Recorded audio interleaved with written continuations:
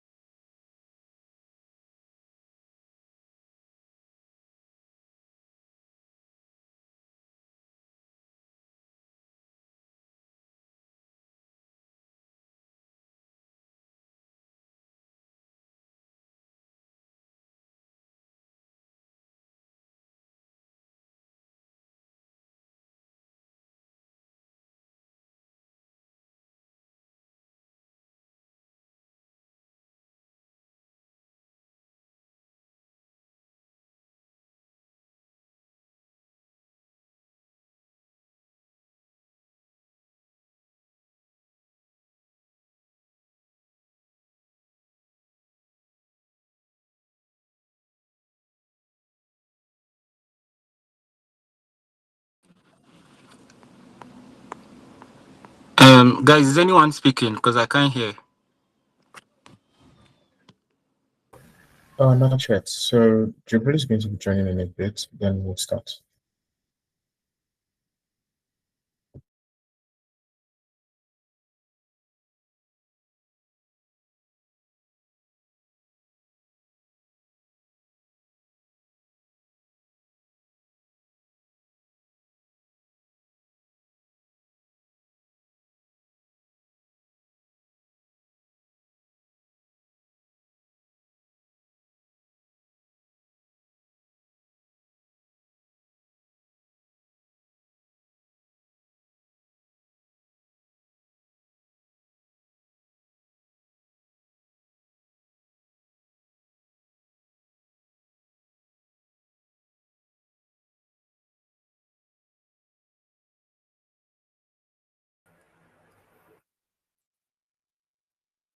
Hi, all right.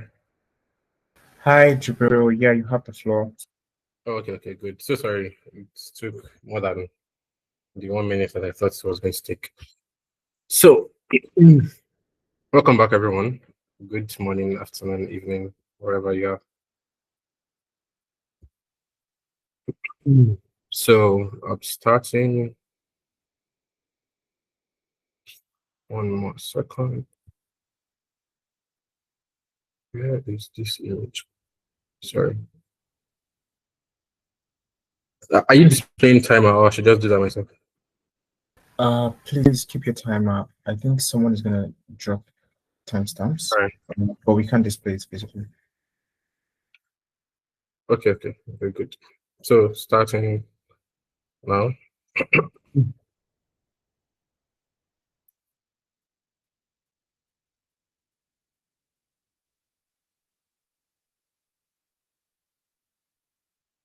So, panel. Today's debate is very, very important, and it requires a handful of contexts that we're going to try and put in place, so we don't just take this discussion of a lot of context that just shifted in ways that we absolutely don't like. So first things we're going to be first few things we're going to be clarifying things around what status quo looks like, or humanitarian intervention looks like, what mass atrocity looks like, and the context in which we want these debates to go. First, in definition of what sort of mass atrocity we're discussing here. We think mass atrocities are typically very, very clear, and usually situations where a lot of people are killed needlessly, and it is typically very, very obvious. But even situations where there are like one or two opinions of how these things aren't very, very clear, or places where propaganda wants to shift what mass atrocity can be defined as what we want it to be. We think regions are able to like give good understanding of what mass atrocity looks like, and we are very fine with definitions that regions come up with to describe as what mass atrocity looks like within their own particular region. We're looking at the easy examples of what's happened in Palestine, what's happening in so many places, what happened to the Jews in the middle 1940s, and those kind of contexts are very good for this particular debate. Next one, what exactly happens in status quo right now, especially with like UN Security Council, and why it's important for us to extend the power that they have right now to regional allies or regional coalitions in status quo. We think UN Security Council, as largely effective as it is in certain instances, there's still a lot of hindrances as to things, a lot of discussions around things like the veto powers that exist there. A lot of things are also discussions around like speed of delivery of their responses, and also things around like regional contexts that are very important that may be missing in how they like let out their power or handle things that happen across the world. So while we like that it continue to exist, we also think that extending kind of power of humanitarian interventions to regional power is something that also makes sense, and we're very happy to defend in our world. Another status quo also with UN Security Council, how powerful the big boys there are, and how usually victims of mass atrocities are usually smaller nations or smaller or minority groups anywhere across the world who typically have no powers within the UN. So it means that even before their cases are brought to the US, being discussed for actions to be taken, one, it takes so long. So even if it's going to take there, usually things that may not necessarily be in favor of them because they literally have no powers within the UN anyway.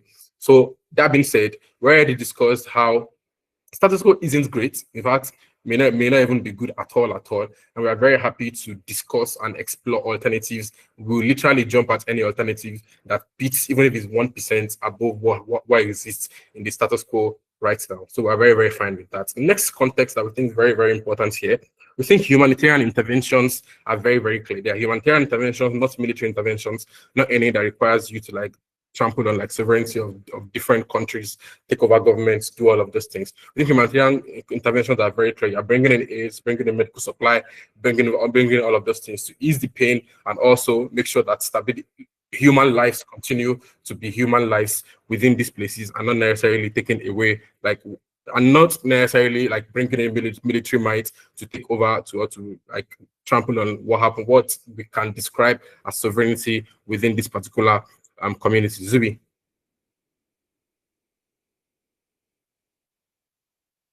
Zubi, going. Oh, sorry, I was on mute.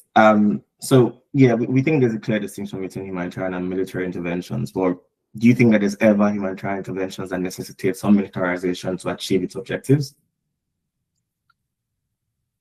We think at some level, we think there are some that require military intervention. But the context of this debate is the point where humanitarian intervention gets to, where we can now discuss extensively at the level of UN what level of military intervention may be required in certain spaces. We think the only power that we're extending to regional bodies exclusively limits them to humanitarian intervention that they can provide to those sort of countries. But let's move this conversation a bit forward also. So why these regional powers? And we think that's also the very important questions that happen next. Why regional coalitions? We think first that they are the closest people to the harm that happens within these places. Typically, when one country, no matter how small that country is, loses stability within any region, it directly affects all of its neighbors. 2, 3, 4 countries that share borders with it are directly affected. We've seen this play out in Southwest, Boko Haram running a literal cult in northwestern Nigeria, Cameroon, Chad, everyone that exists here. We've seen it happen also in Middle East, Israel, literally having funfair with like Palestine, Turkey, basically everyone around them. We think that this brings some form of responsibility on them. It makes them very responsible to making sure that every form of help that they can extend to these people, they will extend it. And we're limiting this particular one again to humanitarian responses that they can give within their power. They should extend it to these places, ease the pain that's happening there, and continue to do things like that. Second one also, why these people again. We think that regional instabilities again usually are filled with a lot of context. So it means that what qualifies as what's it called? What qualifies as what how do you describe this? We think there's a lot of context also that needs to go into what level of humanitarian supply or affection or aids you can extend to people within your community. And we think regions are able to extend that better, give things that are very, very essential to those communities and not go beyond what is needed or what may not necessarily be needed in those places. Next one again also. And finally now, for all of the context that we're going to be drawing, I'm will be doing more in the extensions. Lastly now again, we think what happens in international, what's it called, in UN, and why this is very, very important. Again, hegemonies make sure that no level of aids get to these people as fast as they want it to be. Speed of delivery is very, very bad. A lot of international influences, a lot of politics to make sure that what even described as atrocity is very, very bad. And even if they get the definition right, what sort of aids they are going to send to these people are typically terrible ones, or those that come with like exterior motives that are like very, very bad. We think regions will do this better, and we're happy to extend a little bit of sovereignty to these guys to solve the problem within their region. Happy to propose.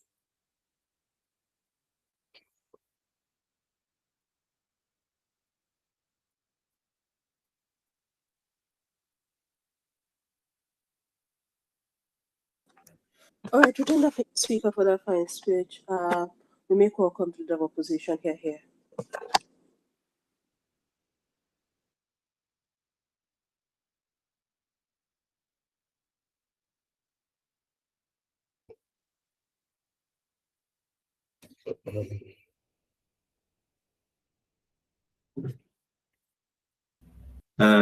Let me turn on the lights just 1 sec.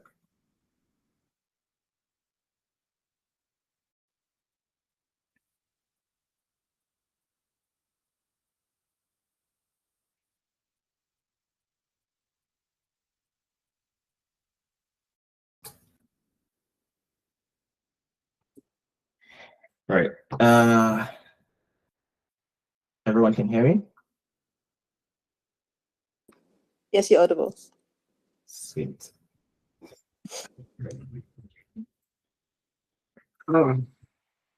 So yeah, I'll start my speech in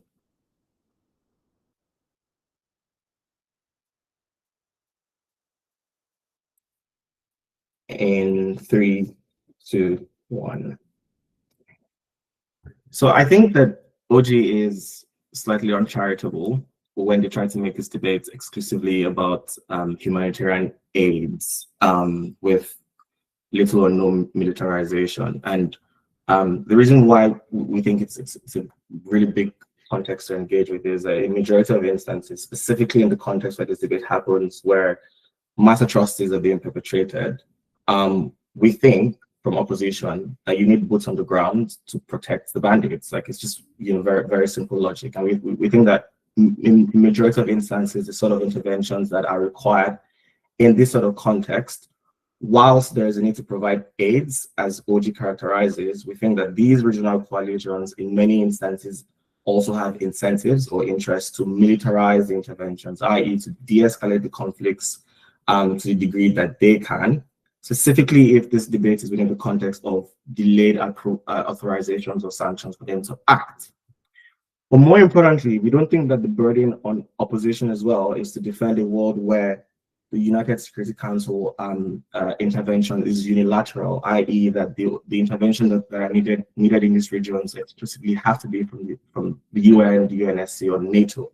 We think the specific bone of contention is to what degree the significance of an authorization or an approval from the UNSC is before such interventions can occur, and how we think the power brokerage, the neutral actor symbol of the UNSC and all the mights that its authorization brings with it is beneficial. But let's engage a few of the things that OG argue for. And I think the most important thing they argue for in the benefits of regional coalitions are around the proximity to the struggles, the ability to better approximate sort of aids that these regions need, give them what they need, and how all of this is contingent on delays in, bureaucratic delays in the UNSC, and power imbalances and all of that. So let's engage that on multiple folds. I think we're very thematic from opposition in terms of how we engage this debate. So firstly, let's engage regional coalitions.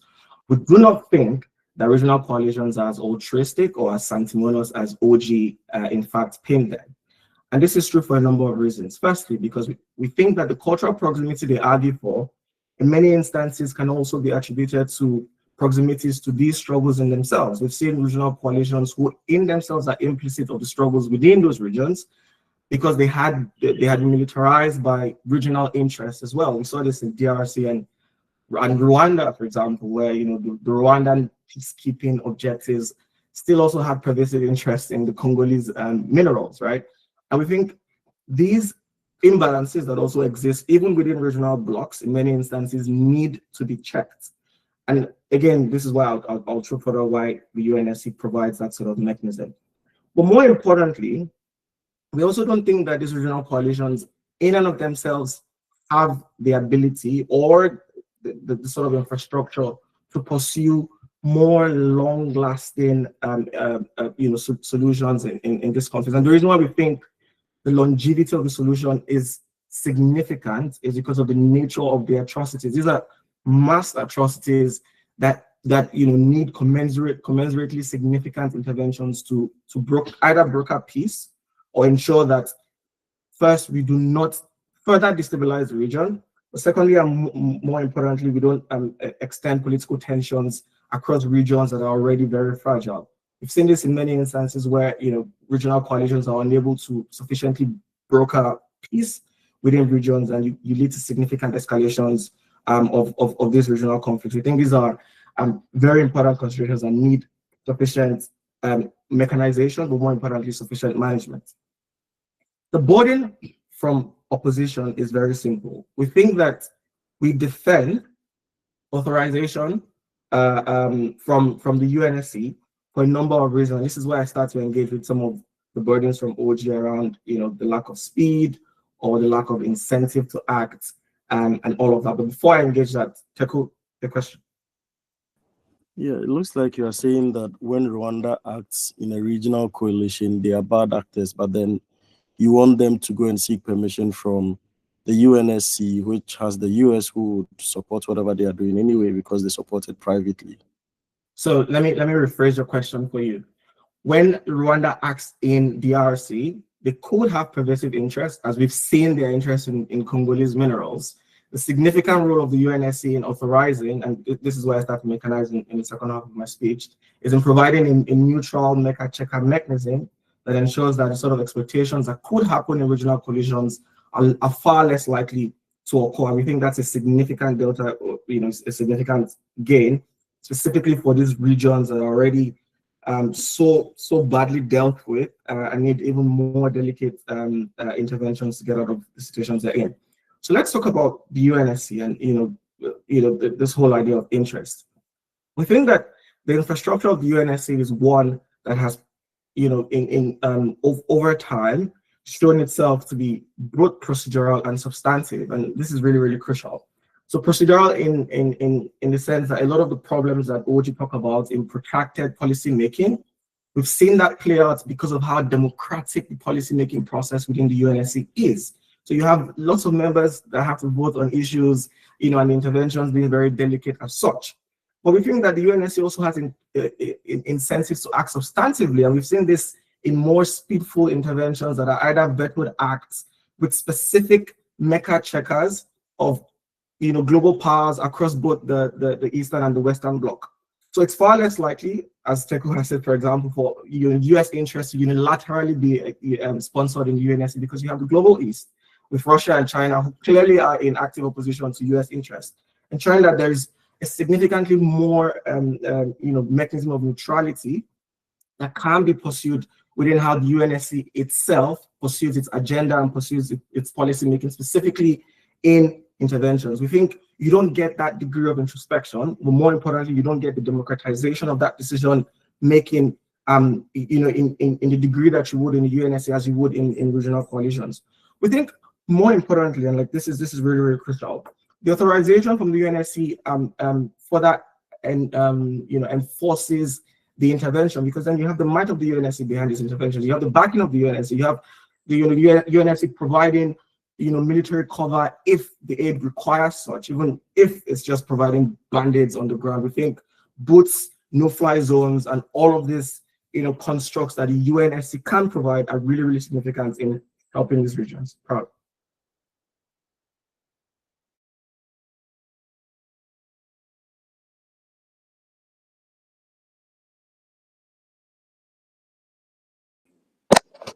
To thank the LO for that fine speech, welcome the Deputy Prime Minister to extend the case for OG. Here.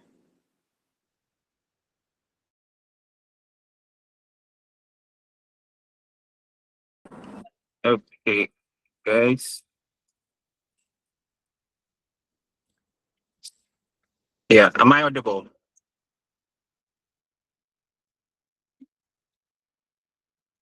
Yes, you are. Okay, all right. That's great. And next.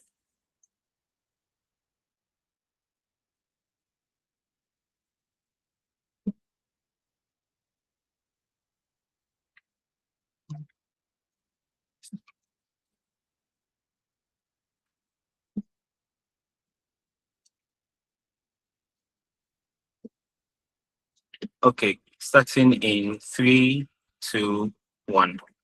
Panel, there is a part of the debate that every Rwandan present here will be very disappointed and wants to be said. Because understand that the main reason why the Rwandan war was exacerbated was because up until after the genocide was when we were able to even get the UNSC approval for any intervention of sorts.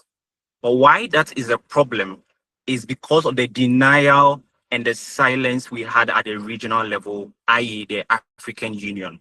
The reason that is very important in this debate is that most unions or regional coalitions sit idle because they do not have that power to intervene within that context. And even if they do, they are afraid that there is going to be a bigger hand that will slap them off if they do intervene without the UNSC approval. The only time that happened was when NATO intervened during Kosovo. And why that is very important, especially for regional coalitions that Subi agrees that sometimes do not have the power to intervene, is that once we legitimize this approval, then it gives the UN, like it gives these regional bodies some sort of strength or some sort of power to get their own coalition or even seek external sources to be able to intervene. And that's why this debate is very, very important on our side of Gulf. Because like what Zubi now says is, let's extend this debate to the times where we even need military hand to stop the issues or to help in the humanitarian aid.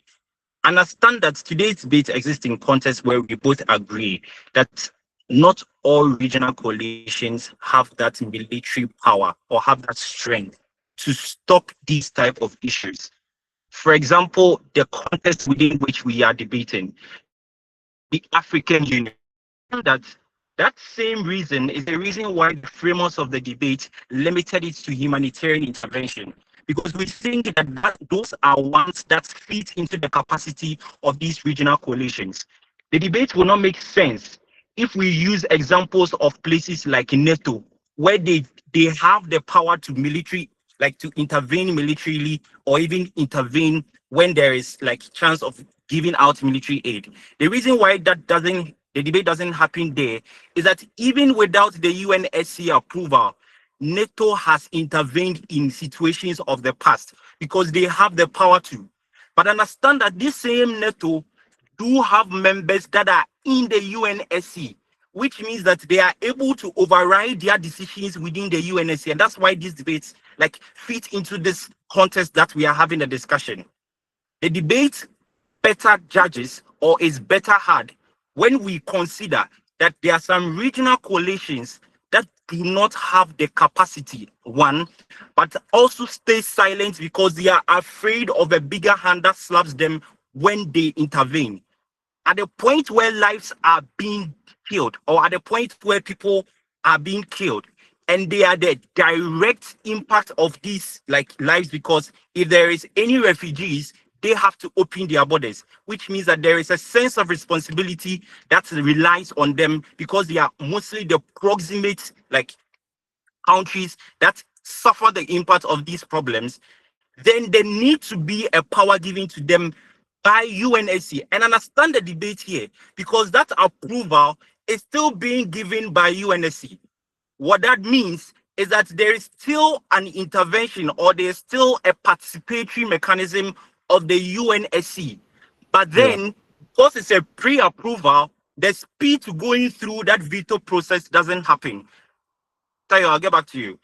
The speed to get through that veto process that had allowed for the Rwanda war to exacerbate, that without NATO would have allowed for Kosovo and allowed the mass cleansing to happen, doesn't happen in our world. And that's why our debate is a bit different from what like Nzube tries to paint, because Nzube doesn't really tell us a stance. What he says is, oh, UNSC has delayed in the past, but then this delay is because of some political structures that exist. And even if we give it to the regional bodies, they still have that same incentive to also intervene when they have personal interests. The burden on Gov is not to defend the sacrosanctity of regional bodies, because we can still admit that these regional bodies might still have any perverse interest when they intervene.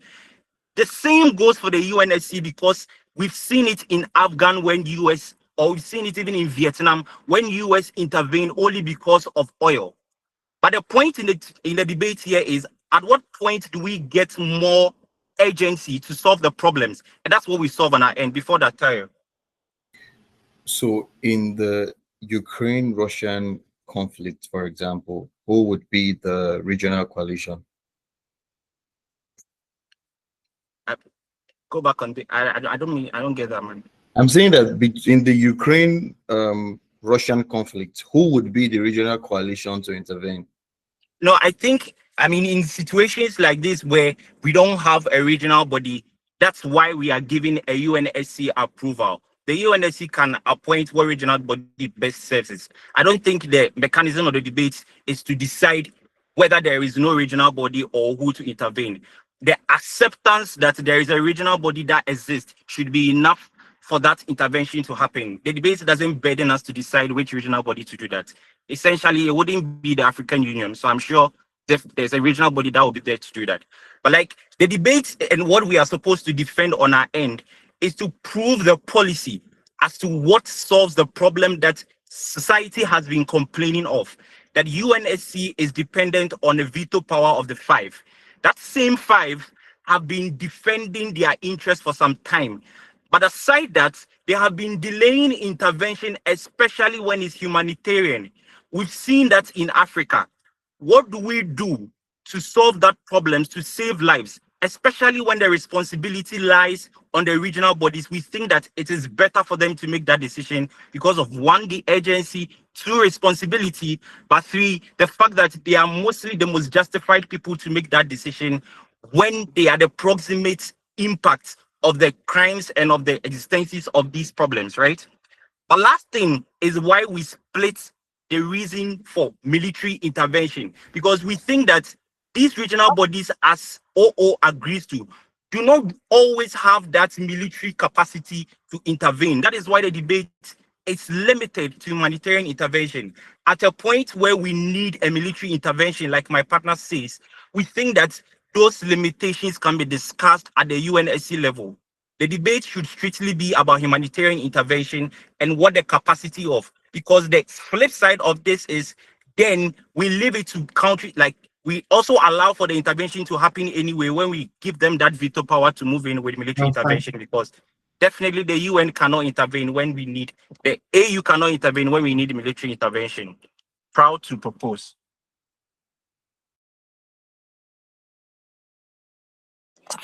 All right, we thank the DPM for that fine speech.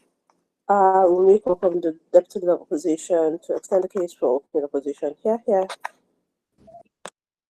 I'm trying to find my timer, one sec.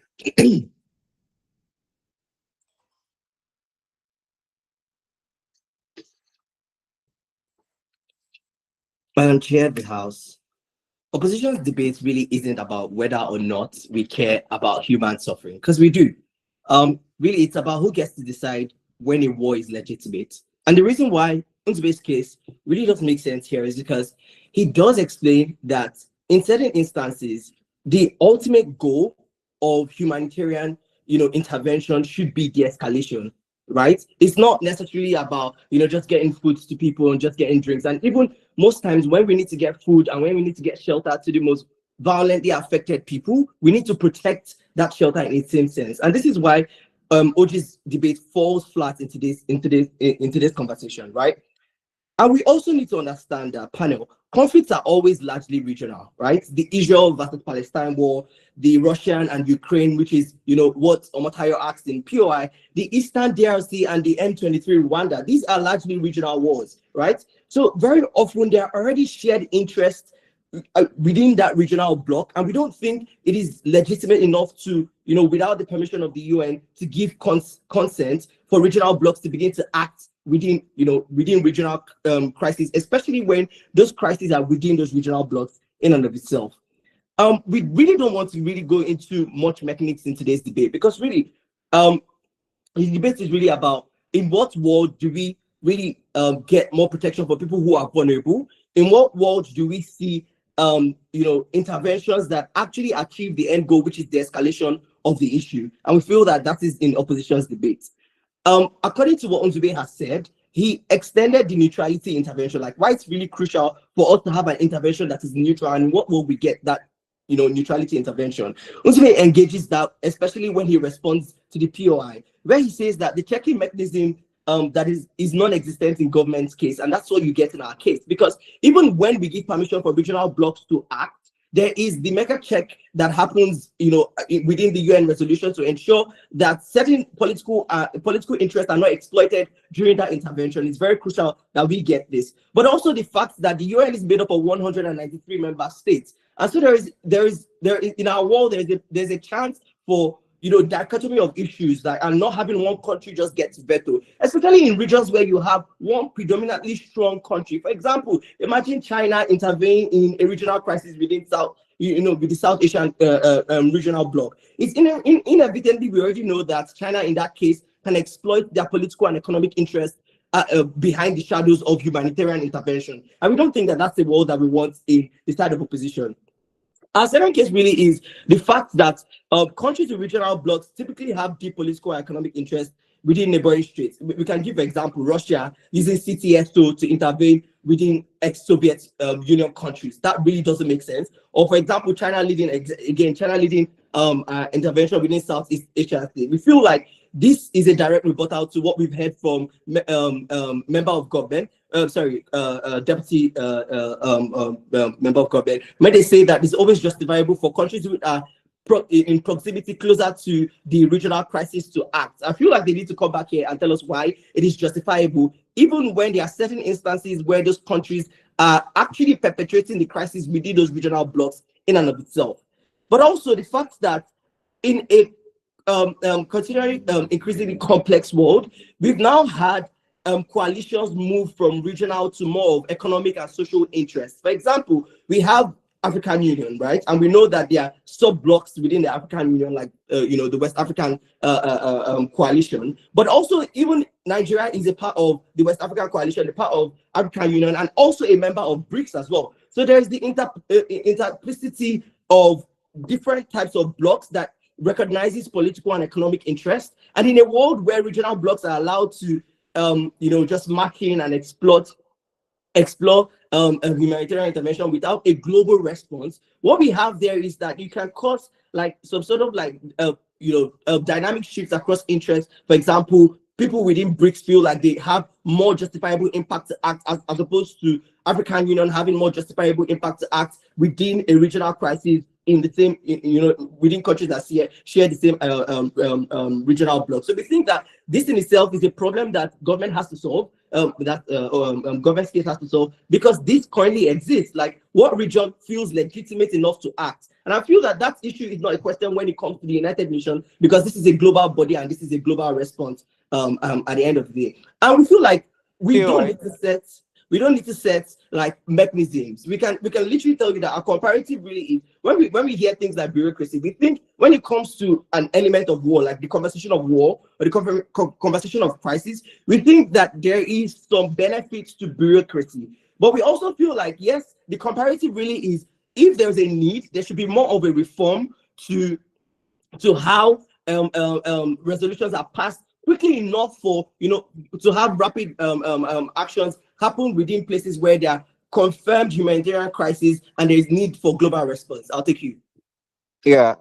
So are you defending status quo, or you think there's nothing wrong with the approval process of the UNSC? And everything you say, everything you say happens at the regional level, same happens at UNSC. So like, why the problem? So listen closely, right? So we are not entirely agreeing with the status quo, right? There are elements of the status quo that we think are necessary, especially when it comes to international conversation, especially when it comes to human lives. But we've already established in our case that rather than drop the current system, what we can do is to reform, right? Rather than give the go-ahead for multiple regional blocks to act unilaterally when they decide to act, especially when we've already shown that there are always going to be political and economic interests within those blocks, is dangerous in and of itself. But we also tell you at the end of the day that in our world, we allow for more checks, right? Even if we give the permission, Nzube says, even if we give the permission to regional blocks, there are still mega checks that happens within the global body. And we ensure that that political interest or economic interest are not exploited by these regional bodies. We've also given instances where in some cases, regional bodies, regional blocks have just one mega country that could inadvertently exploit that. And that in itself is something that you cannot solve from the government side. Preventing that is really very important, especially when it comes to escalations, things like war, but also why governments shy away from say, oh, humanitarian action is just, giving food and shelter. We think that's rubbish, because ultimately at the end of the day, we must ensure that the end goal of, intervention should be de-escalation, right? We don't want to be giving shelter and food and an endless war. So we need to have, boots on ground, and boots on ground to be able to protect the humanitarian intervention, whether it could be military or whether it could just be strictly humanitarian at the end of the day. So we think that in that case, there's more need for us to seek the approval of the United Nations, even if we're still going to allow regional blocks to act, but also United Nations get to decide what member countries within the regional blocks can act. And, it's more like a global response at the end of the day. Did you say time's up? Sorry. Yeah, I was just saying time's up. Okay. Sorry. Was enjoying himself. All right. We thank the DLO for that fine speech. And a welcome member of government to open the case for closing government. Here. Hey guys, am I audible? Am I? Yes, you are. Why? You're audible. Those are not mine, by the way, guys. Those are like for basketball and shit. I'm not that athletic. By the way, guys, I'm on my phone. I'm about to head out, so I'm just going to get this done real quick. So I'll be starting in 3, 2, 1. So, panel, there's one thing that's really bad in today's debate, and people don't understand how important humanitarian aid is, especially within conflicts. I'm going to start by characterizing that before tilting into, for example, and 2 main extensions from our end. One, why in many instances local regional actors are just generally better actors than the UNSC. But beyond that, why it's important that we then have these particular structures in place for there to be more transparency. Yeah. So first off, the first thing is why like humanitarian aid is important. I think people don't understand how conflicts within regions grow. Panel, oftentimes when you have conflict, be it wars, perpetrations of violence, even like civil wars, the biggest reason why those conflicts continue to grow is not because somebody is pumping in more arms or more money to fuel the large war machine, or the narrative has expanded to more people. No, it's because more people are displaced, poor, and desperate. So, for example, if you kick me out of my house, I have nowhere to go, money doesn't matter anymore, I can't find food, and you tell me, take this gun, join our army, and we'll feed you, house you and your family, and you are good and set for life. At least not set for life, but set for the duration of the conflict. I will pick up that gun. And the way that system works is that as long as those particular structures exist in place, they will always have an endless supply of soldiers, whether youth soldiers, kid soldiers, but people willing to die just to protect their family, or at least willing to kill somebody to protect their family. And you have this ecosystem that continuously grows, right? And that's how conflict continuously expands. You don't get new soldiers that are perfectly trained. You don't get more guns, because as long as there are more people willing to feed themselves, then there are going to be more soldiers. What humanitarian aid does is that it nips this in the bud, because the people are fed, they are moderately well housed and are well taken care of. Even if they're not perfect situations, there is significantly less incentive for you to abandon that ecosystem and become a genuinely bad actor. Notice, human beings a priori are not exactly horrible people. We are uniquely aware that killing is bad. We are uniquely aware that sometimes ignorance is being spread by these political leaders. It's weird and fucked up. But if I want to feed myself, I will carry a gun and do those things irregardless, because I have a family to feed. When you're able to keep that family fed, keep those family at least moderately clothed, moderately housed, there is a significant disincentive for you to do the most fucked up things to people. We think at the end of the day, humanitarian aid is super important for cutting off violence. In fact, in many instances, it's the most crucial and most effective way to end this. I'll take your POIs later. The next thing is why since we've set this tone of why it's super important, you should understand why delay sucks. But first off, why are national actors the best actors in this instance? The primary reason why local regional actors are good actors and are phenomenal actors in most instances is simple. The reason why they are so great as actors is because, one, they have a better understanding of what's going on ground than the UNSC, which means that because they live nearby, they oftentimes have direct views and direct transactions between these countries. They have economic indicators, genuine physical indicators. They have family telling them what's going on. They have a direct idea of what's going on and can respond faster. But second of all, in many instances, they just have better incentives, to be honest. Because if we're being realistic, if a conflict blows up in a country to a particular significantly large scale, what happens is simple, is that oftentimes means other countries have to bear the burden of immigration with tons of refugees that you cannot value their skills, you cannot track them possibly. You probably have an increase in crime rates because you have a lot of people that are desperate and hungry being forced into your country. We think that at the end of the day, those are very obvious concerns people ought to have. And at the end of the day, countries don't want this to happen. At the point in time where they don't want this to happen, they're probably just more significantly likely to act in ways that prevent those conflicts from scaling up or like rising really quickly. Tayo, I'll take you. Yeah. Do you believe that countries not wanting that to happen means that they are necessarily acting in their own interests and not in the interest of the countries that are involved in this conflict? Okay, so the comparative here is simple. UNSC is a worse actor because they have less information, more likelihoods of bias because they're not directly influenced than those countries. I'm not saying they're perfect actors. I'm just saying they are better than the UNSC. It's not a claim that they are good, it's that they are less evil. Simple. I hope that makes sense. But moving on past that, yeah, is that at the point in time where these incentives exist, they're just significantly more likely to do a lot of really good, really, really logical, really fair things in preventing these outcomes. And they have better incentives than the UNSC, which means that every argument you claim about the UNSC having bad or about like internal actors having worse incentives is probably significantly worse on the side of the UNSC because they don't have to deal with local conflicts, they don't have to deal with local problems. That in turn just already significantly shifts today's debate towards our side. But we go a step deeper with regards to speed. We say at the point in time where you're better able to get speed, we're better able to get speed, it's no longer just about making more lives saved, it's about nipping conflict in the bud. At the point in time where you can no longer create that poverty, that toxic ecosystem that allows you to just recruit a lot more people very swiftly, you've nipped the conflict in the bud. It's harder to expand that scale. It's harder to do a lot of much more chaotic things. You are less likely to see things like rape and the rest, right? But let's explain what happens if you don't do this system. Two things happen. The first and most obvious one is you do what Egypt did in Palestine situation, where you've seen the conflict grow, you realize you don't have enough resources to then stop it or nip it anymore, but now everybody wants to talk about it. And you close your borders. You lock up your borders and say, you know what? Sorry, guys, we understand your pain. We sympathize with it, but you guys are too much of a migration risk. And you lock up your borders, and then you don't let these people come in. Once again, you've condemned these people to a cycle of violence and suffering that's just objectively bad. If you can act earlier, you don't have to do things like that, right? But beyond blocking the borders, the second thing, which I think is something like Rwanda and other countries do, is that you just silently send in your own people without any oversight.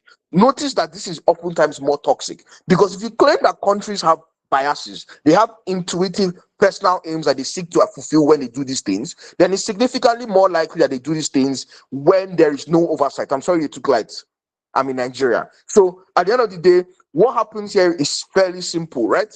Is that when this consistently happens and then you can't get that oversight in place, things just consistently happen in this particular way. So, for example, if Rwanda was to go into those countries in an ideal situation where this policy is made, they would first and foremost just make a public statement of, we are doing it. In the status quo, they go secretly, so you can't get oversight. When they have to go publicly, you can then do things like putting your own officials on the ground, get proper oversight, overlook their actions, and make sure they are actually doing things that are humanitarian and not militaristic. The alternative is that they go there, and worst case, even when they get caught, they say, see, the UN has refused to do anything about this. We're trying to take matters into our own hands because we care about our country's security, and that's why we did what we did. It's really hard to persecute them then because their claims make sense, but at the same time, they've done a lot of dodgy shit that you can't prove because you never had oversight on ground. The comparative here is you have more oversight, you nip conflict in the board, and you have better decision makers taking those decisions. Thank you.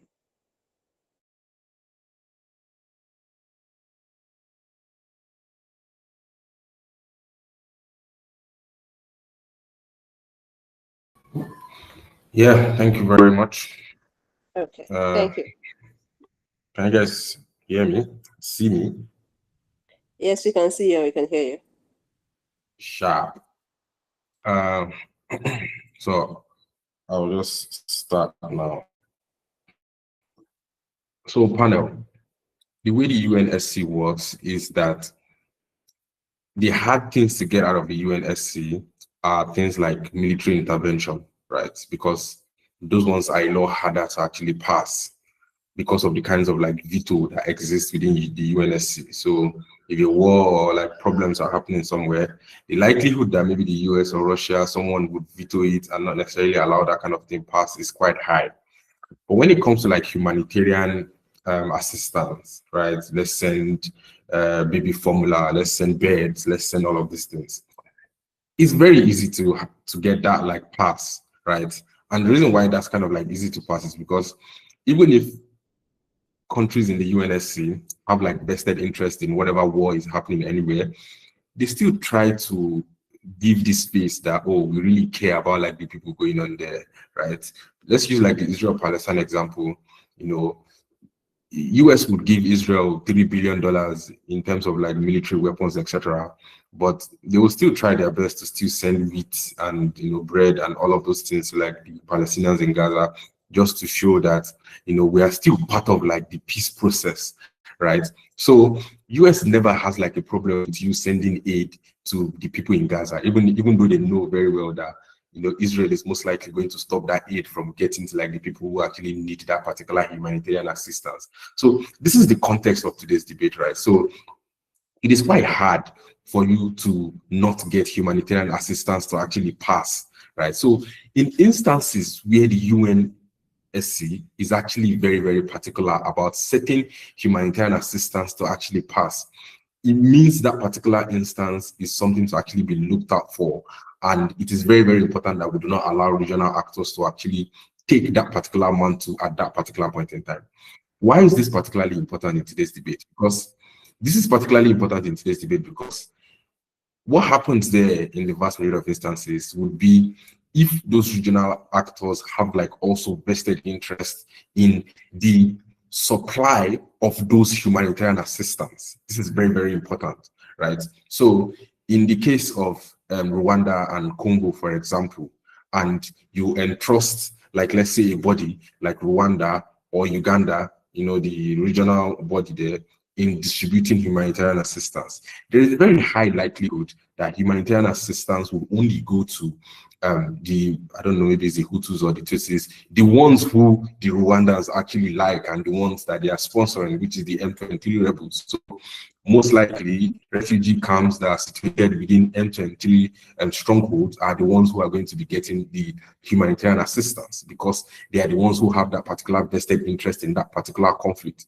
What this looks like is that it skews the face of the war. What it looks like is that we actually do know that humanitarian assistance is getting to this particular place, But at the same time, we're still seeing pictures of like dire like malnutrition. We are still seeing pictures of people, living in like squalor, living in like very, very bad, unhygienic setup. And there's a reason to that. It's because the humanitarian assistance itself has been politicized, right? It has been, sectionalized because of the nature of that particular war.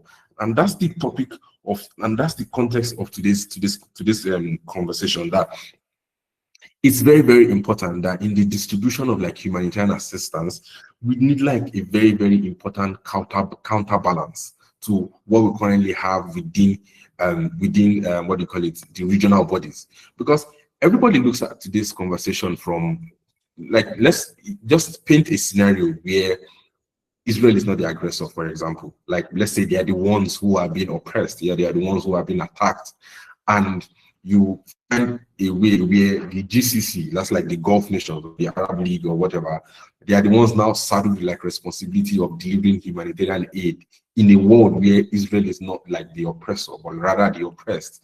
What is the likelihood that Israelis are going to get like the needed humanitarian assistance in that particular instance?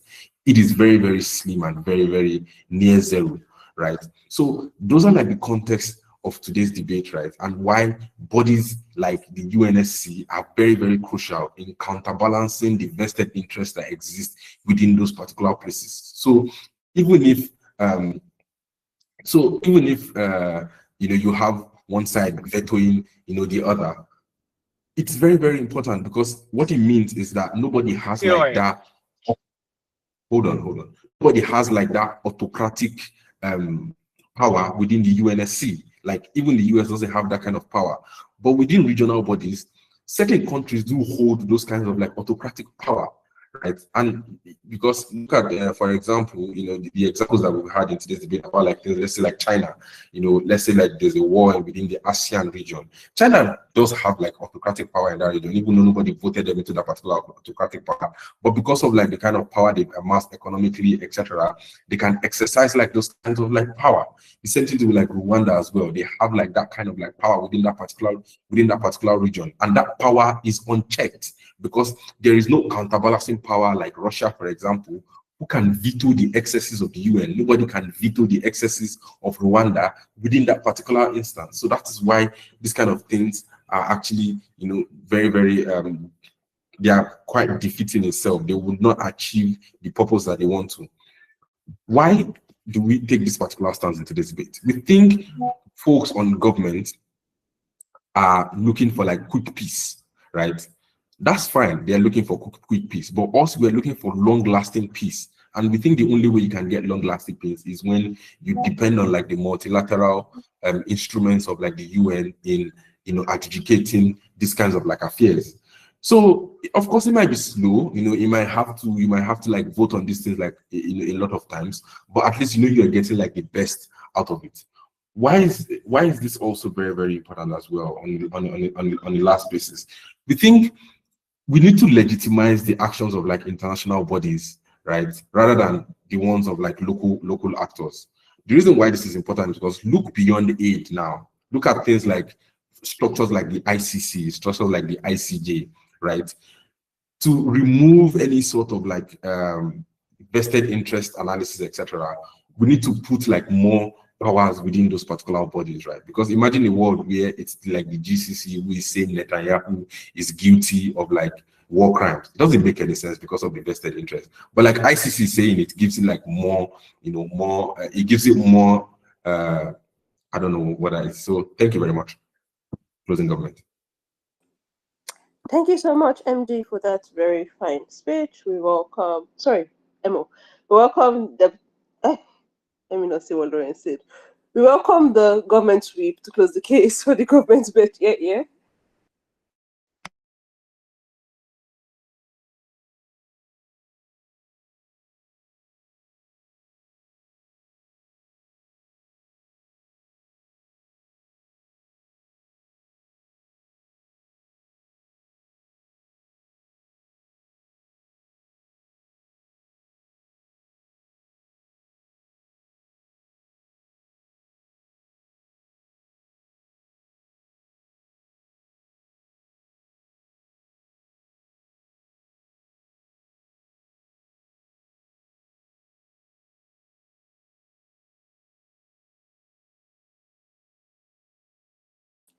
Ayafa, where's your partner? Oh, that's actually Teko.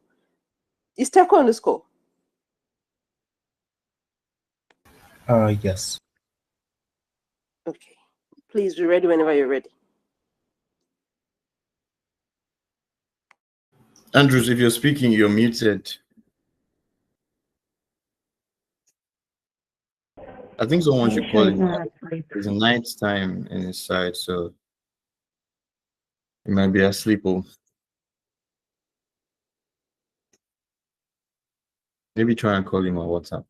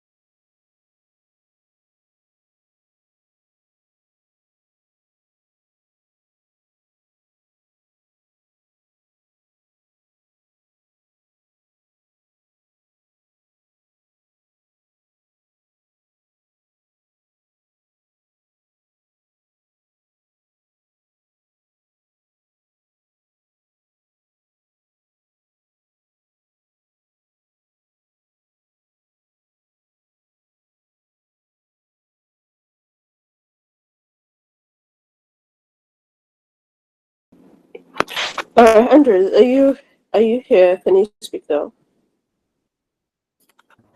Can you hear me? Yeah. Sorry. Okay, so we're ready when you have. Give me a sec.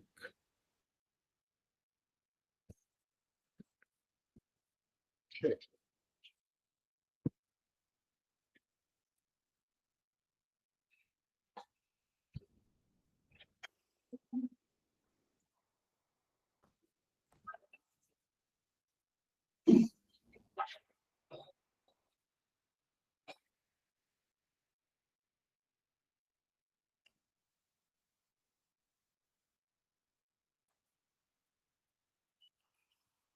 Okay. Hi guys. Hey, can everyone hear me?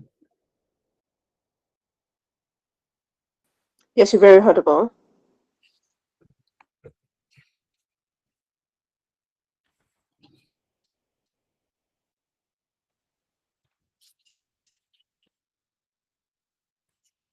All right. Wait. Check the timer.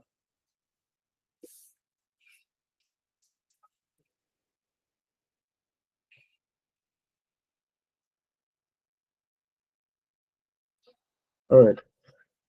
So I'm going to begin my speech in 3, 2, 1. All right.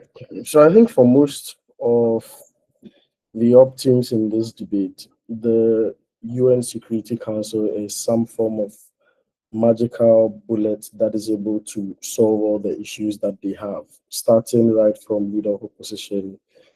They treat the UNSC as some neutral bloc who is able to enter the phase in terms of issues that regions are facing and be able to resolve those issues.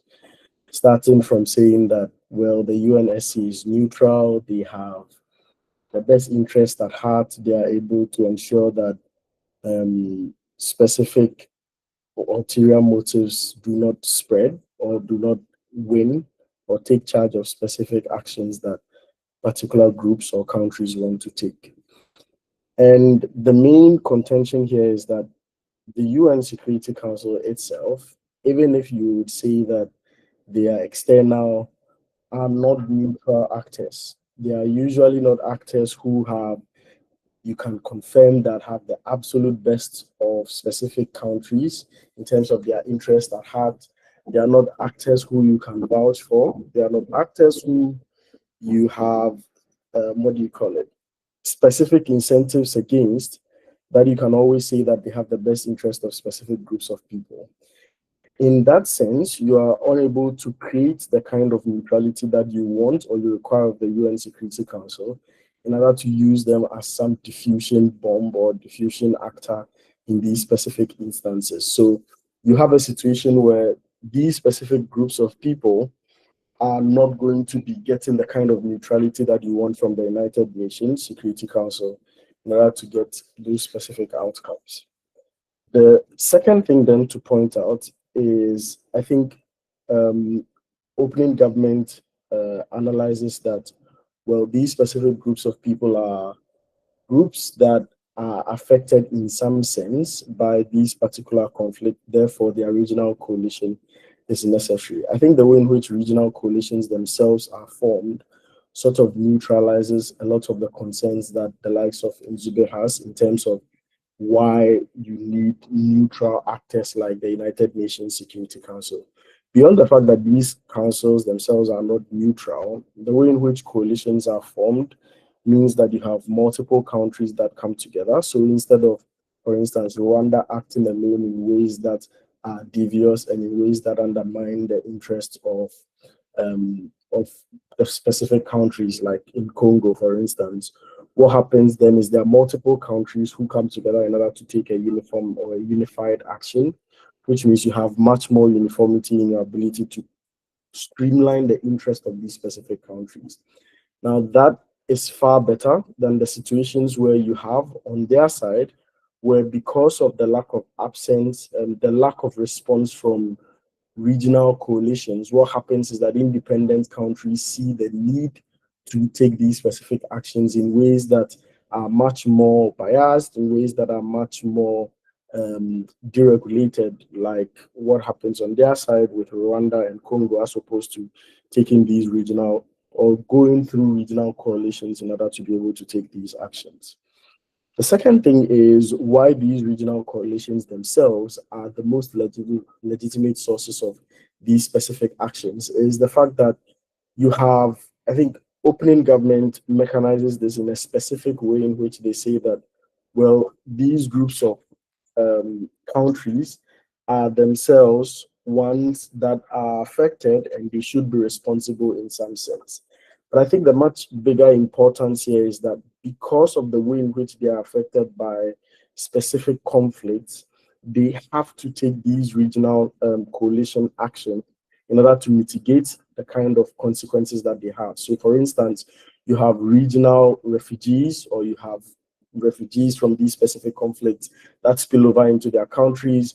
You have the environmental distractions, the water bodies that are polluted that flow downstream into these specific countries.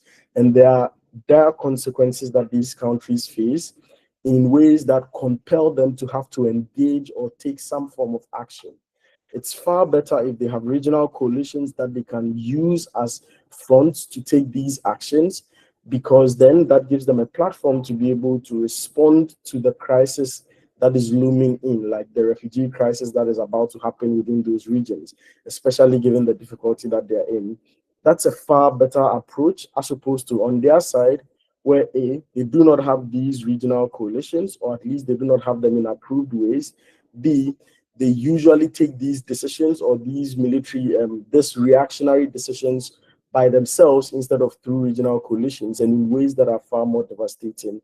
And C, there's a limitation to the way in which they can respond to something that is clearly going to influence their security, their politics in the short term, especially when it comes to being able to manage, migration or migrant situations in ways that are very, very difficult. I think, Nzube, you had your hand up before I wrap up my speech.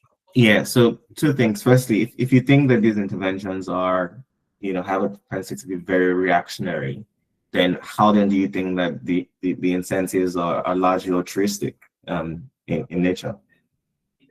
No, they don't have to be altruistic. They just have to be aligned in solving the problem. So, for instance, if countries know that, well, there is a refugee crisis that's happening, and the source of this is this specific conflict, the aligned interest then is both the country who is taking that step and the country who is experiencing the conflict want one thing. Their shared common goal is to stop that conflict. I think that as a motivator is far more potent in terms of regulating the interest of that particular actor to ensure that the interest that they exhibit is usually towards solution or towards mitigating the kind of crisis that's happening in the conflict.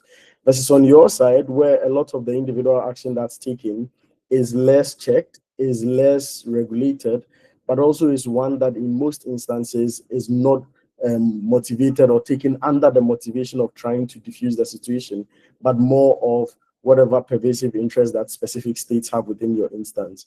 I think it's very clear that coalitions themselves are very, very unique. Coalitions themselves are very, very unique setups that limit the influence of individual pervasive interest compared to the kind of scenarios that you have on your side.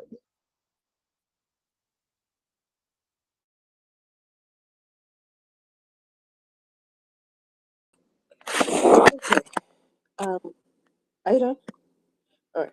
We thank the government for that fine speech. We welcome the opposition whip to entirely close the debate for us today. Here.